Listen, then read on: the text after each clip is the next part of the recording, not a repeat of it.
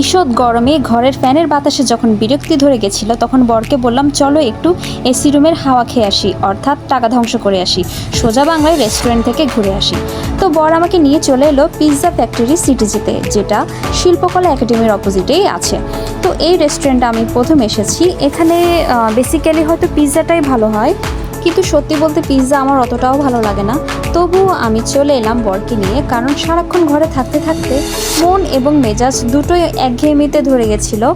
তো ফ্যামিলি নিয়ে চলে এলাম, অর্থাৎ আমার হাজব্যান্ড চলে এলো এই পিৎজা ফ্যাক্টরিতে।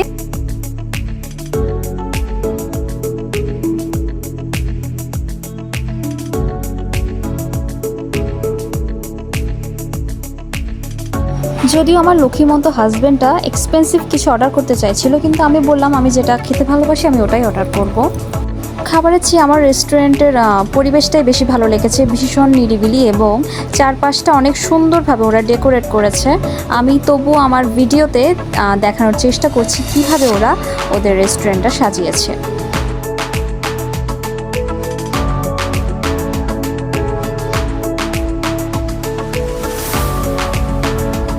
এটা ওদের অন্য একটা জোন। আমি প্রথম জোনটাতে বসেছিলাম, যেটা এন্ট্রান্সে পড়ে, এটা একটু ভিতরের দিকে। তো ভিডিওতে হয়তো আমি ক্লিয়ার করে দেখাতে পারছি যে ভিতরের জোনটা ওরা কিভাবে ডেকোরেট করেছে। এটা হচ্ছে ওই জোনটার বাইরের পরিবেশ। এই সামনেই কিন্তু মেইন রোড এবং অপোজিটে কিন্তু শিল্পকলা একাডেমি। তো এই যে ভদ্রমহিলা অরেঞ্জ কালার ড্রেস পরেছে, এটাই হচ্ছে আমি ভেতরে ঢুকছিলাম না, ওখানে আমি একজন স্টাফকে দিয়ে ভিডিও করে এনেছিলাম ওই জায়গাটার।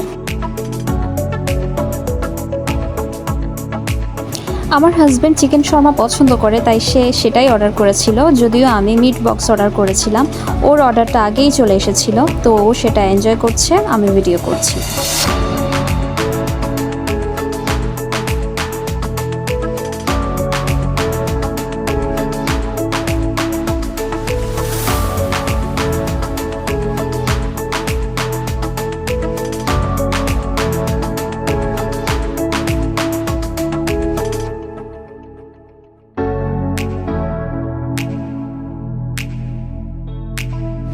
তো এর মধ্যে আমার মিট বক্সটাও চলে এসেছিল।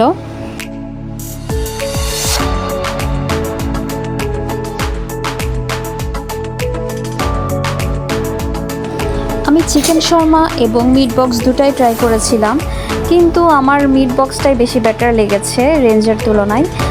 শর্মাটা আর একটু বেটার হলে হয়তো ভালো লাগতো খেতে, যেহেতু আমার হাজব্যান্ড শর্মা পছন্দ করে।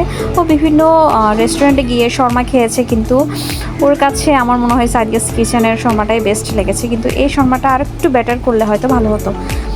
তো আমাদের খাওয়া দাওয়া প্রায় শেষ। আমার হাজব্যান্ড বিল পেমেন্ট করে আমরা এখন চলে যাব।